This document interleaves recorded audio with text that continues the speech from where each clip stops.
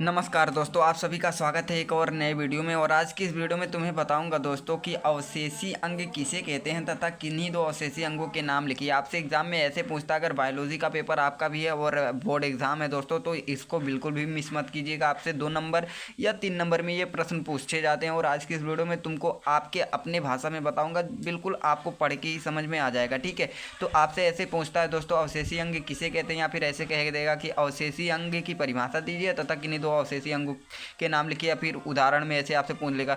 तो बिल्कुल सबका उत्तर एक ही है जो आज की इस वीडियो में तुम्हें बताने वाला हूं। तो चलिए स्टार्ट करते हैं। देखो यहाँ पे क्या लिखना है, जीवधारियों के वे क्रियाशील अंग। देखो बिल्कुल बारीकी से समझना दोस्तों, आपके अपनी भाषा में बिल्कुल पढ़ के ही समझ में आ जाएगा। ठीक है, देखो जीवधारियों के वे क्रियाशील अंग जो जीवधारियों द्वारा उपयोग में ना लाने पे, ठीक है, उपयोग में ना लाने पर अवशेष हो जाते हैं। कहने का मतलब दोस्तों, जो जीवधारियों की जो क्रियाशील वे क्रियाशील अंग होते हैं, जो अगर उनका उपयोग ना किया जाए, ठीक है, या फिर उपयोग में ना लाया जाए, तो वो अवशेष हो जाते हैं। मतलब कहने का वो या तो ख़त्म हो जाते हैं, ठीक है, अवशेष कहने का मतलब अवशेष हो जाते हैं, या फिर दोस्तों भविष्य में समाप्त हो जाएंगे। ठीक है, या फिर समाप्त हो जाने की संभावना, आप ऐसे लिख सकते हो। ठीक है, तो ऐसे अंगों को कहते हैं अवशेषी अंग। कुल मिला जुला के भाई ऐसे अंग जो जो जीवधारियों की पहले क्रियाशील अंग हुआ करते थे, फिर उनका उपयोग ना करने पर वो धीरे धीरे भाई समाप्त हो गए।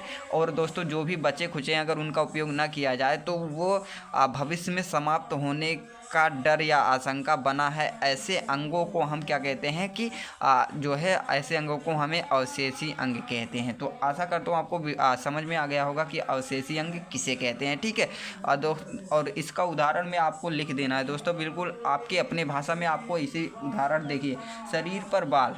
आपको पता होगा दोस्तों, शरीर पे बाल एक कुछ अवस्था बाद या फिर कुछ उम्र के बाद ख़त्म हो जाती है। ठीक है, तो ये आपके अवशेषी अंग होते हैं। ठीक है, और यहाँ पे देखो शक्ल पर दाढ़ी, जो शक्ल पर दाढ़ी होती है, ये भी कुछ समय बाद जो है ख़त्म हो जाता है धीरे धीरे। ठीक है, तो ऐसे ये आपके एग्जाम्पल 2 उदाहरण मैंने बहुत ही अच्छा लिया है ताकि आपको इजीली समझ में आ जाए। मतलब शरीर पर बाल और दोस्तों शक्ल पर दाढ़ी, तो ये होता है आपका अवशेषी अंग। तो आशा करता हूँ आपको वीडियो पसंद आए तो वीडियो को करना लाइक, एंड चैनल पर नए हो तो चैनल को कर लो सब्सक्राइब। मिलते हैं ऐसे किसी मज़ेदार टॉपिक के साथ, तब तक के लिए जय हिंद, वंदे मातरम।